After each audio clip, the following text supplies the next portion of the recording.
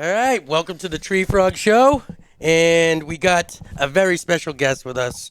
This is Jeff Allison, and I want to give you a quick, thing of what he's all about. And his name is Jeff Allison. He was a first round draft pick for the Florida Marlins, and it never really happened because he got into a life of drugs.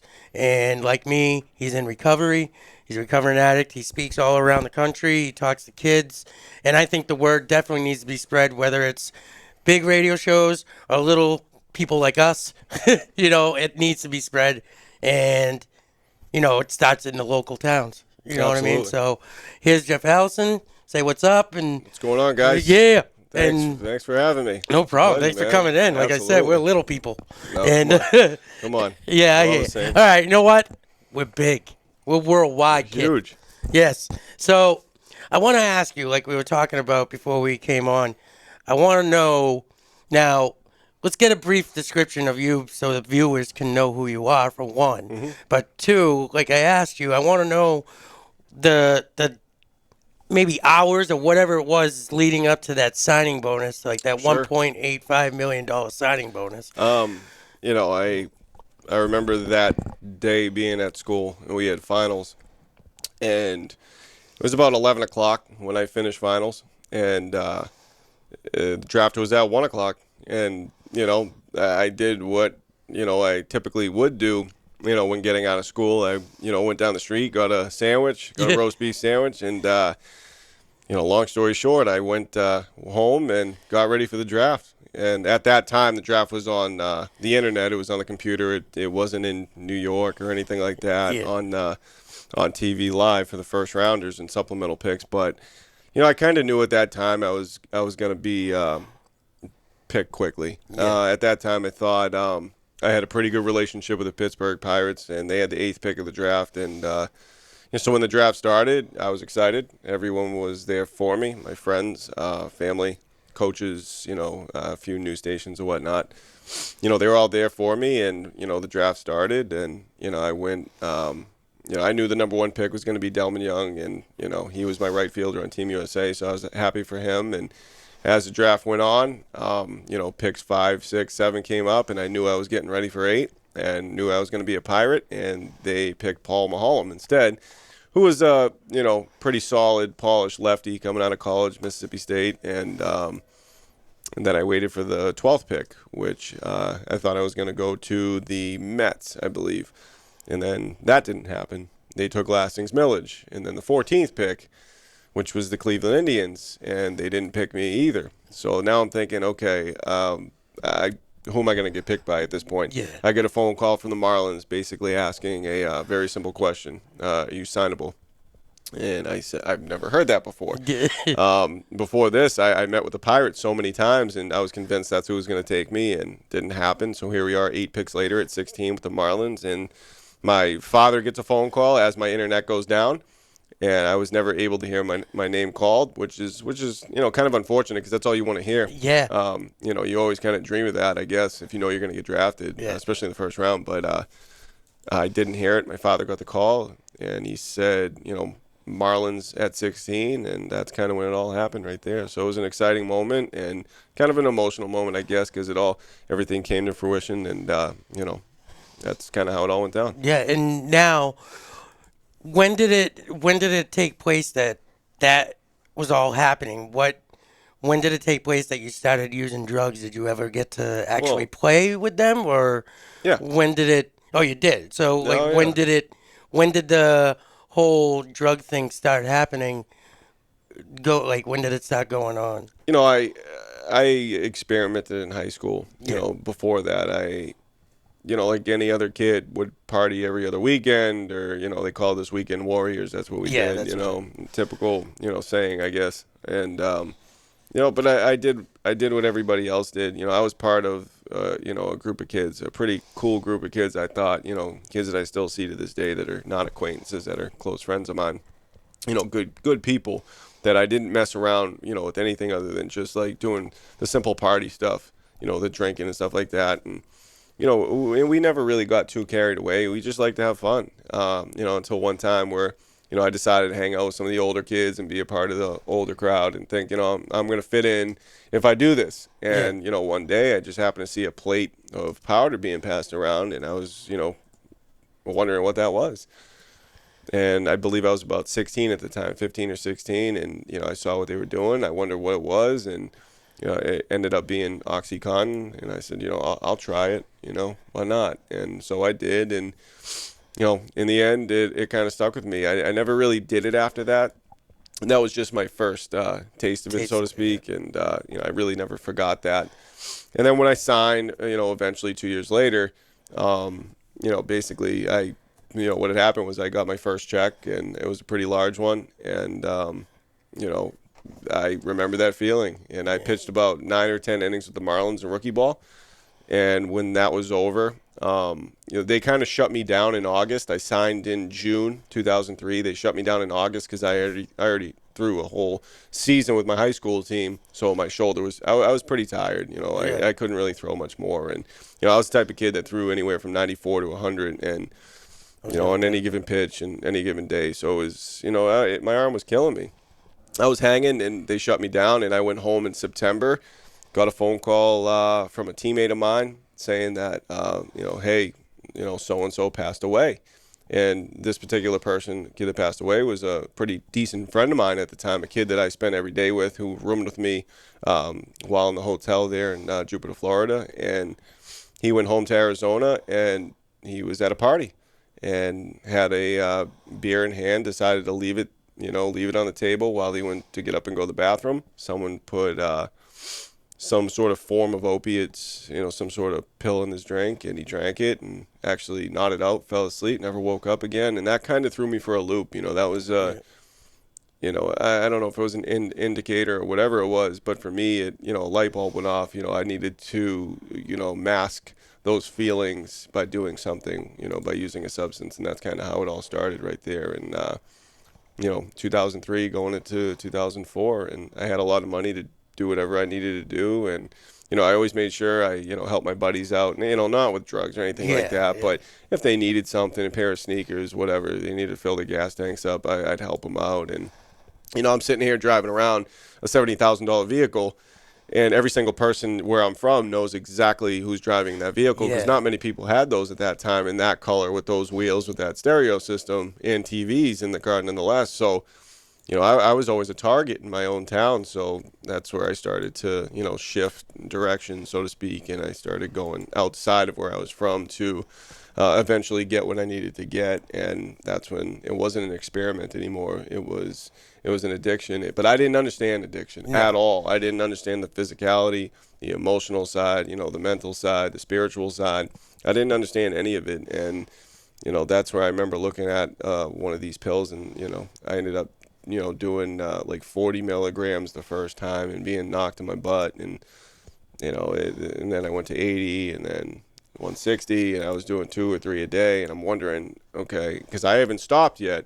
Yeah. To see, if I would be sick, because I didn't understand addiction, especially the physical side. So basically, one day I stopped, and I did not feel good. I was aching, I was sick and sweating and cold and everything you could possibly imagine as far as the flu goes, times a million.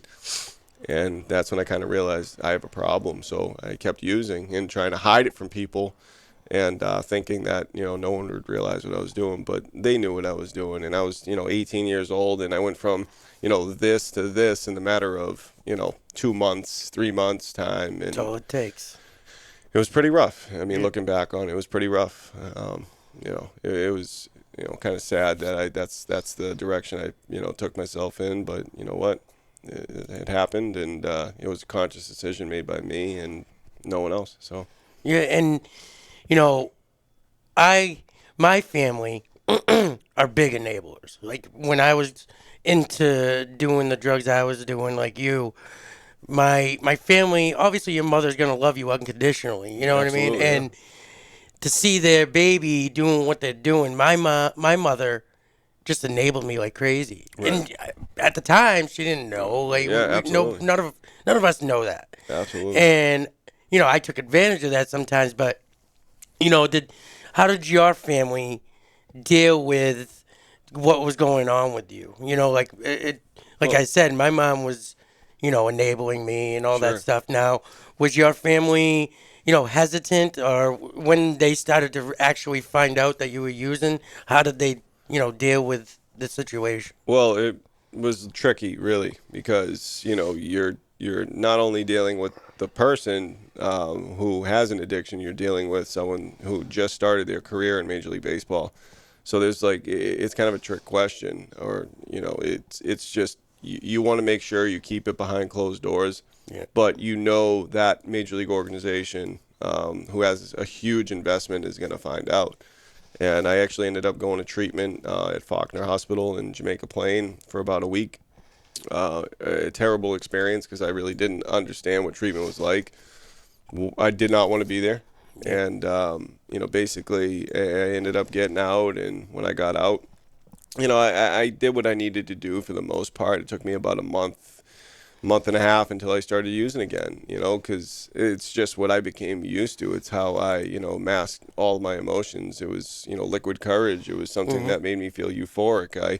I could, talk better, talk faster. I could, I just felt good. I felt a certain way that I never, really felt otherwise. And the irony there is that, as a baseball player in between the lines, I didn't need that. I didn't need to feel that way because I already was that way. But outside of the lines, it was a little bit different of a story. I was real quiet and reserved and held back. And, yes, I'd say my mother was somewhat of an enabler, but at the same time, she didn't understand what I had gotten myself into. She just wanted to help. Yeah. No parent wakes up and thinks the worst of us. Certainly my mother, and I'm sure your mother didn't think that either. So the only thing they want to do is help. And that's what my mother wanted to do. That's what my father wanted to do. I mean, I didn't come, I didn't come from a broken home. Yeah. My parents divorced when I was young. I was about 1 or 2 years old. That doesn't mean my father didn't love me. It doesn't mean my father wasn't there for me because when this happened to me, they came together as one and they did everything they could do to help me. Mm. And I still obviously talk to my parents to this day. I love them more and more each day as we go, and I talk to them all the time. And they're both my backbone to this day. And yeah, although my mother was enabling a little bit, because she just wanted to make sure I was okay, and she just wanted to make sure I was healthy and I was happy. And she didn't understand addiction that well, um, especially when it came to opiates. She just wanted me to get better, and no one really knew at that time in 2003, what the best course of action was. So I went to detox in Jamaica Plain at Faulkner Hospital, and when I got out, it took, like I said, about a month, and went right back to it, and that's when it became pretty bad. Isn't it So, crazy? Like you go through all that insanity. Like for me, I'll speak for myself. Like going into treatment and then seeing everybody in there. Yeah, I didn't know what I wanted either, but like seeing people come in and speaking and telling their story, and then we get a little bit clean, and then we go back to the same old stuff all over again. oh yeah, Same old insanity. yeah, and And everybody basically wonders why. yeah, Why are you continuously going back to the drug or the drink or whatever the case may be? Well, it's pretty simple. We have an addiction, and maybe you just don't understand it, and maybe we don't even understand it. Because if we did understand it better, we probably wouldn't be doing it, yeah, and we'd be doing something about it. So, for everybody out there that's ever wondered why, that ever has said a bad thing about anybody that's been using, that may have had some sort of bright light at the end of the tunnel. Those are the types of people that just don't get it. They don't understand. And we are here today to tell it and tell our story. I know you would like to tell yours. I'm here telling mine to you guys and to them. yeah, And, for me, I just, they're not haters or anything like that. They're just people out there that, you know, uh, they just don't get it. yeah. And I'll leave it at that. I'm not going to say anything bad or No, anything negative. They just don't understand addiction. And it's too bad because while we're in the midst of using, we really don't understand. And if we did, we would try to seek treatment, get in, stay sober, and be in recovery. So, yeah, exactly. And a lot of people, like I said, coming from your story, they wouldn't understand, like, how can you go from doing what you were doing, being a baseball player and making all that money, to using drugs. Hmm. You know what I mean? And Absolutely. that's what I want to try to get. And this whole thing, like, I know that you probably know, and me, I know off the top of my head right now, two people in the past month or two have died from this. And I just want to see, people don't see it as a disease. They don't know what to call it. Like, they don't Right. think it's a disease. There's always those people that don't think it's a disease. And how do you feel like when people are saying, negative things towards, that it's not a disease, it's just a phase, or it's just, why can't you just stop, and stuff like Yeah. that. So, No, like, I laugh really yeah, because it kind of makes me angry, to be completely honest. In the beginning of really trying to get my life together, I noticed a lot of those people, and where I'm from, even walking out of my house, going to a store, you're always going to deal with that. And where I was from, at that time, a lot of people, knew my face, and, they saw me in newspapers or whatever for me getting drafted, even prior to that. Everything leading up to the draft. And then with all the, addiction stuff in the papers and on the news and whatnot, those two correlated and became, kind of a crazy story, I guess. And people fed off of that. And, whether it was something online where someone had something terrible to say, or, someone where they saw me, they probably wanted to say something but never did. I knew they were thinking it.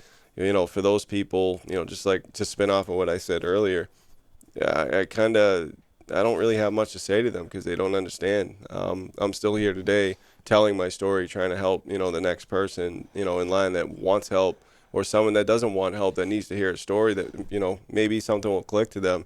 Because just like you said, you've had a couple people that passed away due to the disease of addiction, and I've had plenty myself. I've already given you, simply one example, yeah, and that was years ago, and it's been, 12 years later, here we are, and there's been so many people that have died because of addiction, and not just a heroin overdose or an opiate overdose or a cocaine overdose, like alcohol related stuff, or anything benzo related stuff. And it's never ending. It's actually getting worse. So every single day I try to go out and do whatever I can to let those people that really don't understand addiction, yeah, because it is a disease. And we don't wake up and say, this is what I want to do for the rest of my life, or for the next 2 or 3 years I want to be homeless, I want to go to prison, I want to go to a county jail, I want to be in treatment. For me, I was, like I said, to you personally, I've been in jail many times. I've been homeless in 3, 4 different states. I've been in treatment in 5 or 6 different states. It took me a long time to get it, and I wouldn't even say that I have have it, it, yeah, because I'm still recovering. I will never be recovered fully, and I don't think anybody ever will. Um, it's just trying to be happy every single day, and just gain an extra tool in your tool belt as you go. And I think that's worked up to this point. yeah. So And as a disease, it's not. We're not saying it's like cancer or anything. Like right, like cancer, you need your medicine in order to get better. sure, And like for us as the addicts, we need our medicine in order to get better. absolutely, And that's the way I look at it. And you're saying that you go all over the place and speaking. And I believe, like when I was going to dare class, I thought they were. Whatever they were talking about, I was like, wow, that must be good if the cops are saying it's bad, hmm And so I like what you're doing. It starts with the kids. It starts at that age sure. because, like, let's get into that. Like, you went from being a baseball player to going all over the place and telling your story. So, you know, how is that feeling for you for, going around and speaking to kids about this and getting the word out to the younger generation so like they can grow up and not have to, and say no to somebody that Um, is doing drugs in front of them. well, I mean, it's a pretty good feeling, really. The last time I spoke, a few days ago, I was in Maine, and um, it was there was a lot of people. It was over 1,000 people, staring at you, and they want to hear what you have to say. And every single time I do it, I get nervous. I get crazy nervous, man. Like, I get nervous doing this. yeah, no, I understand. Yeah. You see a sea of people that, that it just makes you nervous, I guess. And for me, I just have to remind myself that I'm here for a reason. I'm here for a cause, and I need to pass this on now. And I cannot wait another second. And so when I put myself in that mindset, I am in that mindset anyway, really, but I psych myself up a lot. The adrenaline's going a lot. It's the greatest feeling ever because you help someone. Because at the end of it, when we do a Q&A or, talk to the kids after the fact, there's always so many handfuls of people that come up to you, whether it's just to shake your hand, take a picture with you. And it's not even about that. You can just see that you help them in some sort of way because it's either, they may have an issue with something that they're struggling with outside of school or inside of school, whether it's like a bullying type of thing or peer pressure type of thing, which is kind of what I had to deal with, peer pressure, having to fit in, things like that. Or, simply a family member, a brother, a sister, something like that. I spoke in Chicago about 2-3 months ago, and I have this wristband. It's the Jordan Filler Foundation. A young girl came up to me, and it was real sad because she was a young girl, man, like, 15 years old, just got in high school, maybe 14 years old. She was a freshman. Came up to me and basically explained, her brother's story. It was so sad. He was about 17 or 18 years old. He was still in high school, good athlete, good student, bright future. And he succumbed to, the disease of addiction. And it is a disease. I don't know how many times I have to say it. Yeah. But for whoever wants to listen to this, and you should listen to this, and you should subscribe to this show because this is an extremely serious matter. And if you don't subscribe to this show, you're just not that smart, because if you think you know something about addiction, you really don't.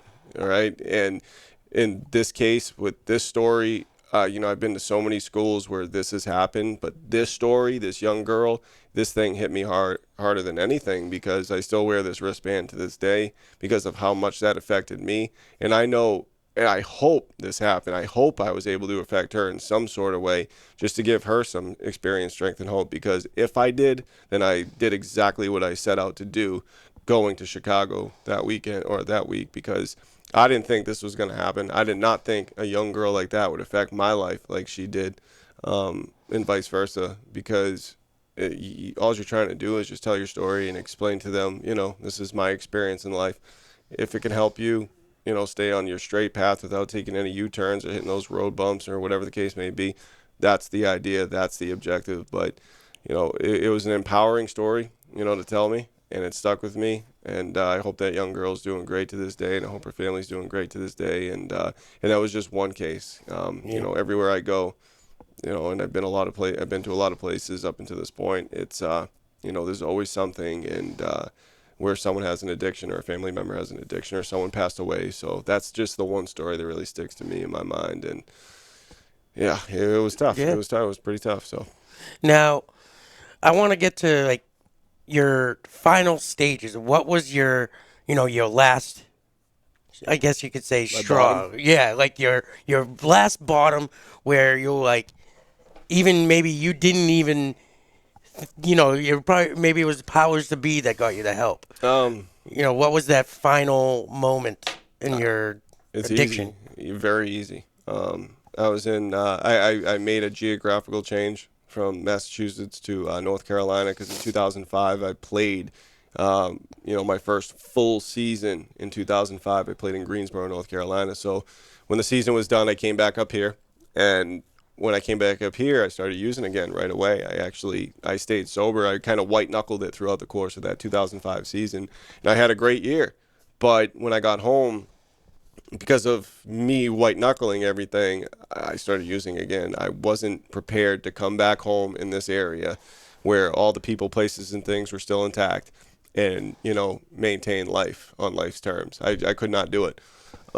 So I decided to move down to North Carolina, and when I did so, I brought my addiction with me, so nothing changed.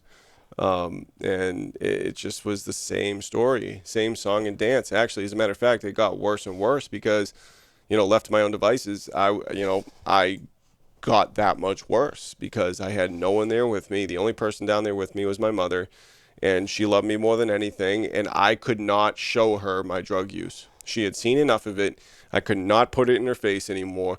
Now let me give you a little picture. My mother's about 5 feet tall, about 100 pounds. Um, you know, Taller than me. big legal midget Yeah, status. you No. know. Big voice though, and strong opinions, strong personality. And I love her to death, and I just kept putting it in her face. So I finally just kind of like I would leave for a week, come back for a day or two, leave for a week, come back for a day or two. And that's when I started running into the law a little bit. That's when I started getting in trouble. So I was kind of in and out of jail for a while, for about 6 months. And, finally, after just doing, one dumb thing after another, taking a vehicle or, taking this vehicle, just because my money was wearing out, I was already on the restricted list by the Florida Marlins at the time where I was done basically without pay and, running through my money. I had to steal for what I needed to get, and unfortunately, that's how it goes for us. Yeah. We get desperate just for that one fix to get off empty, and that's what it was. I was chasing my addiction. I was chasing that high, and that's where it got pretty bad. I got to a point where I was homeless. Stayed out of the house. My mother would light a candle for me every single day, just to in some sort of spirit type of way, I guess, so to speak. Yeah. Because she didn't want me to die, and she was always wondering when I'd come back. And a lot of people don't know that about my story or my mother, but that's the way it was. And in the end, my bottom was, I had already been homeless more than a few times. I had already been in jail so many times.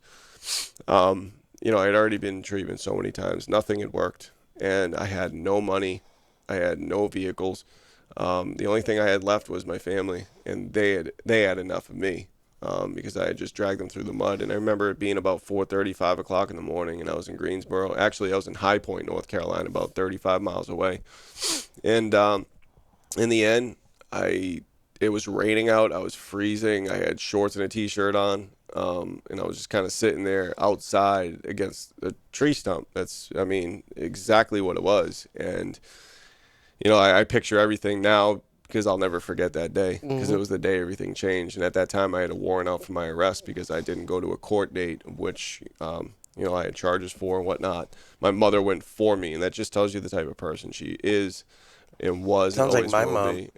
There you go. So You know? you completely understand Yeah. my perspective. So I decided, either I have to get up and walk home and get my life together now, or I can sit there, keep playing Russian roulette with my life, and just let myself rot away. And I easily could have made that decision because I've made that decision so many times by simply going back to using, or whether it's opiates, heroin, OxyContin. I constantly and consistently made that decision to go back to drugs. And this time I decided to get up and walk. And that was the first time. I never wanted to take the hard way out and try to get my life back on track. So I remember sitting down, standing up. I wanted to just kind of just walk straight home, take no U-turns, like I said before, and just get home. And I knew if I could just get home for that moment, then things could possibly change. And when I got home about 7:30, 8 o'clock in the morning. It took me forever to get home. I get home, my mother opens the door. She knew I was ready to change. She knew I was ready to do something different. I was sick as a dog. I was strung out. I was about 6'2", 6'3", about, whatever, about Too thick. 150 pounds. I'm 205 now. I was about Yeah. 150 then. So it was pretty, I was pretty brutal. I was pretty bad off. And, that's when I made the decision to get out of there, although having a warrant out for my arrest. I told my mother, I was like, I need to go home. I need to go home. I need to see a place that I'm used to seeing. I need to get away from here. And when I'm ready, I'll deal with the rest of this. Because I cannot, if I go to prison, I had about 8.5 years hanging over my head. If I go to prison, I won't last. I will not make it. And I don't mean in a weird way or anything like that. Like, I just don't have any tools to make it there, to Yeah. survive there. I will not. I will be looking for anything I need to look for in order to, feel sufficient enough in life as far as using and whatnot. And basically got out of there that night. Went back to Massachusetts, and that's kind of where the first day of the rest of my life started. And here How we are. long ago was that? That was December the 4th, 2006. You've been clean ever I've since. been clean ever since. Good stuff, man. So, Congratulations. Yeah, man. I appreciate it, bro. And, just for the viewers, too, it only took one time for you to OD, right? Your first time The using? first time, yep. 2004, I was in Lynn, Massachusetts. Pretty brutal place, Lynn really. City, then? Yep, Yeah. and I remember both of them. The first one was pretty significant because it was the first time, and ended up Union Hospital, and woke up. My parents were bedside. A couple acquaintances were bedside, and yeah, I mean, I guess I go back to that day whenever I talk about it and I think about it, and it's pretty weird, I guess, because when I left the hospital, it didn't stop me. I probably raged, on even more than I once did, and it just didn't stop me. And that's where those same people that we talked about earlier, are brought back into this conversation, because they're the ones wondering, how have you not stopped yet? Even your family members wonder, how have you not stopped yet? Well, because I haven't gotten bad enough. No matter what you may think, no matter what I may think, or anybody else may think, I haven't gotten bad enough. I hadn't gotten to a point where I have completely fallen apart. Yeah, yes, I overdosed, and that's bad enough. I completely understand that. And to be honest, when I left that hospital that day, man, like I really thought maybe things will change. But I thought my life was so bad at that point. I have done so many bad things up to that point that my career is probably over. No one's going to look at me the same. My family, my friends, the organization. But that's where I actually went to treatment shortly after using for a little while. Yeah. And Jeffrey Loria of the Florida Marlins, the owner, flew up here and visited me in treatment, and he did not care at all about me as the baseball player, me as their organizational investment. That's where he cared about me as me, and he sat there with me for about an hour. He literally flew up here just to talk to me to make sure I was okay. He could have made a phone call. Big stuff. That's all he had to do. But he decided to fly up here and meet me in Lynn, of all places, and just talk, and that was great. And that's, after that, that's where I went into a different type of treatment center in Tucson, Arizona, and really got my life together for a while. And that's where I went off in 2005, had that great season, and I hate to say it, but after that, things did fall apart, and left to my own devices. Am I stinking thinking, they call it, right? Yeah.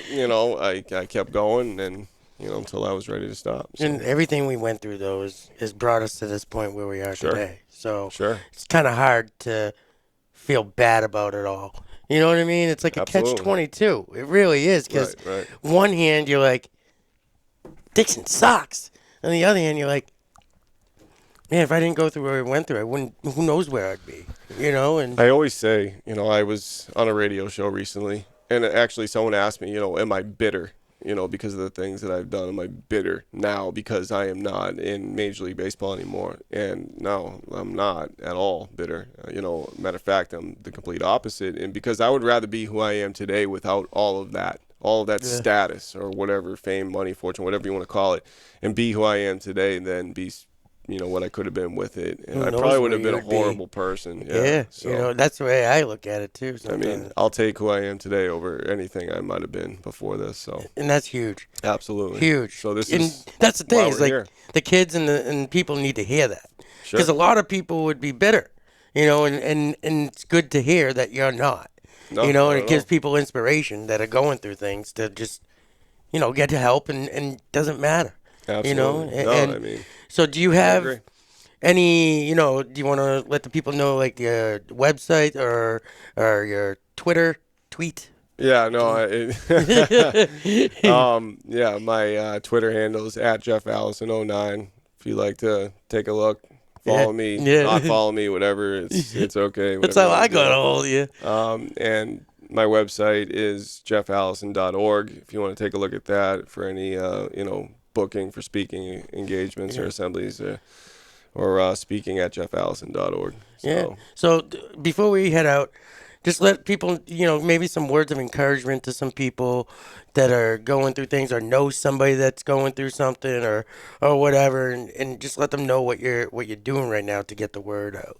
You know what you I know, mean? Like words. if there's anyone out there that, is struggling with themselves, with drugs, with their thoughts, with their thinking, reach out to somebody. Because I'll tell you right now, I feel like if I had some sort of education about addiction, when I was younger, and just simply reached out to someone early on, whether, someone, like my parents or anybody like that, someone who cared, or a teacher, whatever the case may be, things might have changed, might have been a little bit different. You know, don't fall into that course of, wanting to fit in with a certain group. Just be who you are, like, don't try to be someone you're not. Whoever you are right now is great enough, not good enough, great enough. And, stick to the path that you want to stay on.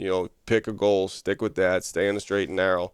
I mean, I know this stuff is pretty cliche and, pretty self-explanatory, It's the but truth. it's the absolute truth, and it's the easiest way to tell it and explain it. And I'll tell you right now, I had a goal when I was 18 years old. Matter of fact, I had a goal when I was 5 years old, and I stuck with that till I was about 18. It got derailed due to, one conscious decision that led to about however many negative consequences, but it is what it is. You have a goal and it's bright. Stay on that path, draw a line to it, and stay straight on that path without veering off. Do everything you can to do that. I always try to tell everybody, have a goal, stick with it, whether it's college, whatever the case may be. I hope it's college after high school. But, if you have kids that are in, younger grades going into high school, that's pretty difficult. And that's where I tell parents, educate your kids, educate your young children. You don't have to be too detail oriented, but educate your kids about When my substances. son gets older, Sure. best bet. Absolutely. I'm telling him. Absolutely. You know what I mean? You have to, because they're going to figure it out anyway. And I think they would much rather hear it from you in a very honest, heart-to-heart sort of way, because Exactly. maybe that will be the difference maker. So And what's cool is that me and my son's mother are in recovery. great. So It works out. seems like it works out. It is seems so like far. That's good. And I want to good, thank you, man, for Sure. coming to this Pleasure. little shindig of ours. Hey, and I it was appreciate great, it, man. Thanks for having me. It was No. a pleasure being here, guys. I appreciate it. All right. I'll come back anytime you want. All right. That sounds good. Excellent. All right, man. thank you, man. All right. Thanks for having me. All right.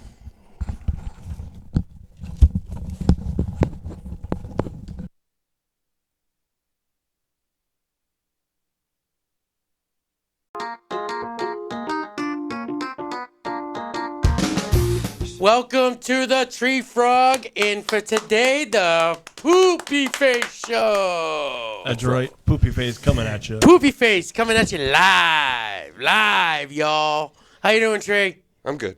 There, you good? Live, but when are you going to post it? That's great. It's almost like when you go to Saturday Night Live and then they're lip syncing. You know what I mean? You have like Britney Spears or something on there. Did you remember that? Nope. Was it Britney Spears? There was some chick Oh, singer. it's Ashley Simpson. Yes, Ashley Simpson. Oh my God, yeah. So it's almost like that, only not because we're not lip syncing. She did a jig. She Yeah. did. Too She much did a Milli stupid Vanilli. knowledge. She did a Milli Vanilli. So we are at ECAT Studios locally. No, we're worldwide right now. All right. This is worldwide because we're on my Ustream. That's worldwide. All right. That's fine. Not really, but we Well, are on Ustream. So at this point, what I'd like to do is just say that I would like to Is this marry your show? No, but this came up yesterday. Oh, okay, go I'll ahead. find a nice girl from Poland to marry and Okay. bring her into this country, and she can pay me, and I will be her husband. Yeah. No. Well, this is going to be on TV now. You know, you might get somebody from actually my YouTube account. As long as the angle is correct and I don't look like a fatty, we're good. Yeah, you can put the guitar. Just put the guitar right there. Go ahead, move the guitar up. There you go. Now you're blocking the fatness. Less fat. So today, That was an awesome interview I just did a little while ago. Yes, you did. Because now we can do 2 shows right now. But that was great. I had fun with it. How about you, Tree? Did you have a blast? Yeah, you're awesome. Yeah, I know this. You don't have to tell me. All right. So we're going to do a little. We're going to. Poopy Face is actually going to. His real name is Adrian. And I call him Pooh Bear. Just look at him. That's why. So we're going to do a song. What song are you going to do for the viewers? I'm going to do one that I've been doing lately, and I dig it. Stone Sour did it, but I'm in the process of doing some home recording and recorded this, and I got to do the vocals for it, but I figured this would be awesome practice to do live as the first live performance on the First TreeFrog live show. performance on the show. On the TreeFrog show. Yes. So I figured it'd be cool. Throw it out there because this is kind of what I'm doing right now. Okay. And what's your stage name for shows? Is it just going to be Adrian? Adrian. No Pooh Bear in there? Just your regular old name, Just nothing your regular special. I think I don't stage. I mean, name. we're going to be doing... I know me and you are going to be doing a side project and stuff, but you're also going to be... Side project. You're going to be doing your own thing, though, right? Yeah, I got. I want to do a whole big thing with you. Like, it's up to you, but I have a really cool idea. I don't want to put it out there right now. No, but don't. The idea it's behind closed doors for now. is kind of something that people are excited about. It's been an idea for a long time. I was doing bands for a little while. I'm free at the moment to go and do whatever I want. So as a main project, we've got the players kind of falling in line right now. And the idea is really, really cool. Yes, it is. It's palatable for families, but it's also palatable for people who are going to be out at a bar and want to go dance to like some And of if the you coolest songs I love know. the 90s era It's going to be... and today's era, If you like one-hit wonders, hip-hop, and rock, you're going to you're really going to like love this idea. this. Love it, and Tree's going to be our sound guy. Hell yeah. So, let's get this song going. I'm excited to hear it. All right. Live for the very first time on the TreeFrog Show. Here's Adrian.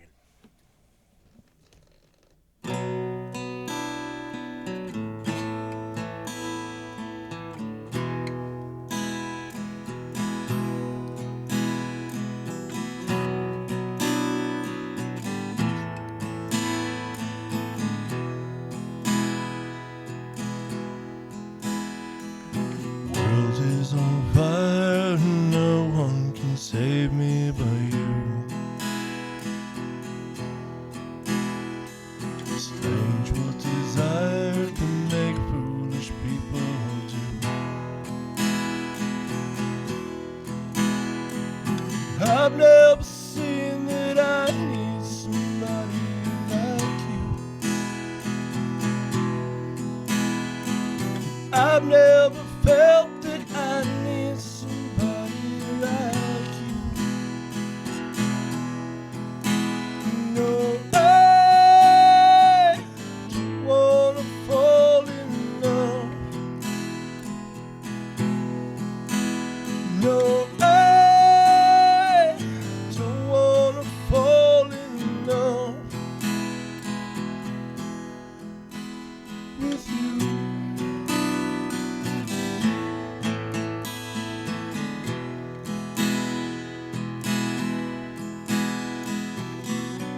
What a good game to play. Never felt this way. What a wicked thing to do. Make me dream of you. What a wicked thing to say. Never felt this way. What a wicked thing to do. Make me dream of you, and I don't wanna fall in love. No, I don't wanna fall in love. World is on fire, no one can save me but you. Strange what desire can make foolish people do.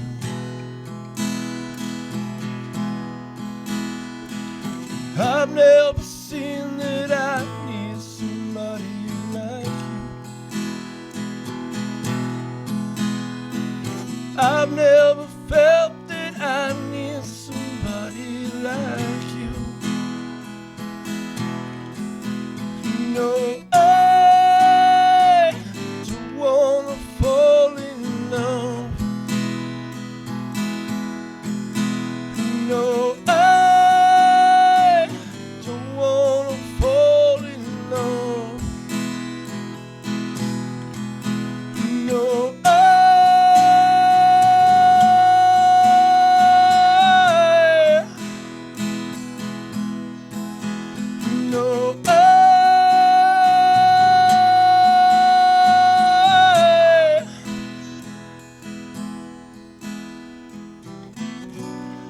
Nobody loves no one.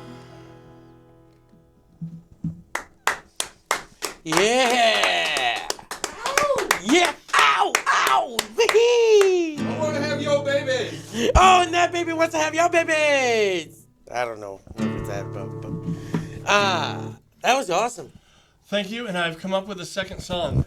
Already in your head while you were doing that? Yes.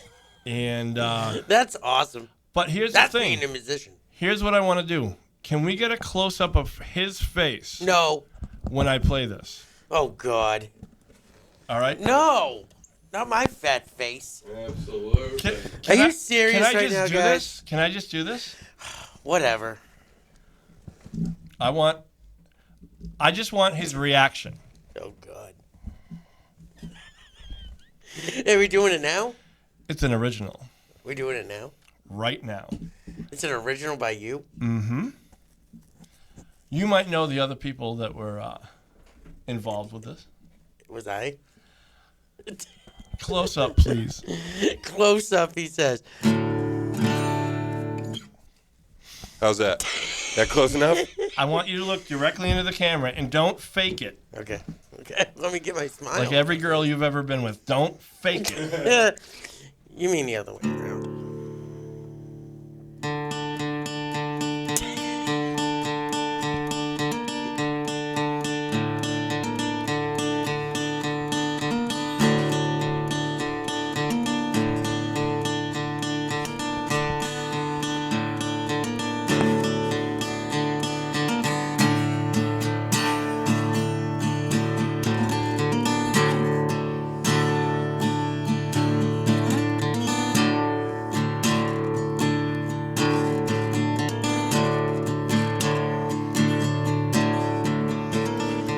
Conception, incision. You're the only one that starts at the beginning. Conception, I grow. Conception, I grow. This image, a reflection. You're the only one that carries the infection. Conception, I grow. Conception, I grow.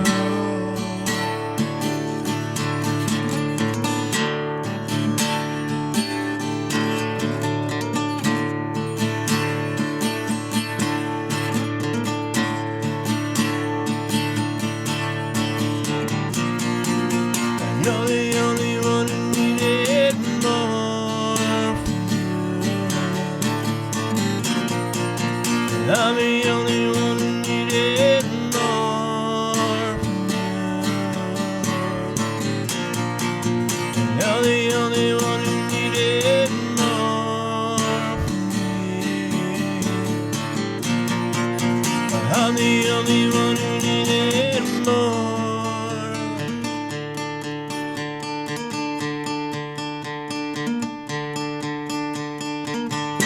Conception, incision.